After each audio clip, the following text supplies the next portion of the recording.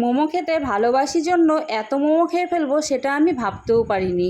আজকে আবার বেরিয়ে পড়েছি মোমো খেতে যাওয়ার জন্য। এই দেখো মোমোর দোকানের সামনে চলে এসেছি। কত ভিড় দেখেছো? চারিদিকটা ফাঁকা আর রাস্তার মধ্যেখানে একটা টাইসের দোকান, তার সামনে মোমোর দোকান। আমরা দেখো পৌঁছে গেছি আর প্রচুর পরিমাণে ভিড় আছে। আর কি কি মোমো আছে সেটা একটা বোর্ডে লেখা আছে, ফোকাস নিল না, তোমাদেরকে আমি দেখাতে পারলাম না কারণ আমার ক্যামেরাটা না খুব একটা ভালো না, সেই জন্য।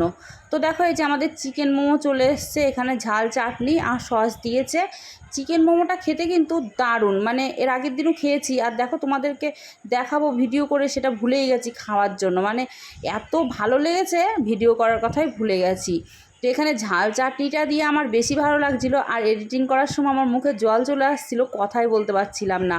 আর তোমাদের দাদা খুব হাসছিল আমি হাত দিয়ে খাচ্ছিলাম বলে, সেই জন্য ওকে দেখিয়ে দিলাম যে আমি চামচ দিয়েও খেতে পারি, শুধু হাত দিয়েই পারি না। তবে হাত দিয়ে খাওয়ার মজাটাই কিন্তু আলাদা।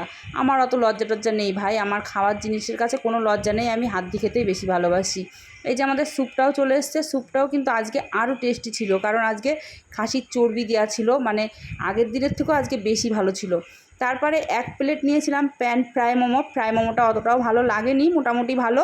আর এই বিড়ালটা এসে আমার কাছে চাচ্ছিল খাবার, আমি যেই দিলাম আর একটা কুকুর এসে ওকে ভয় দেখিয়ে তাড়িয়ে দিল। ভালোবেসে মাংসটা বের করে বিড়ালকে দিলাম, লাস্টে কুকুর খেলো, বিড়ালটা আর খেতে পারলো না, ছোট ছিল তো বিড়ালটা আসলে ভয় পেয়ে গেছে।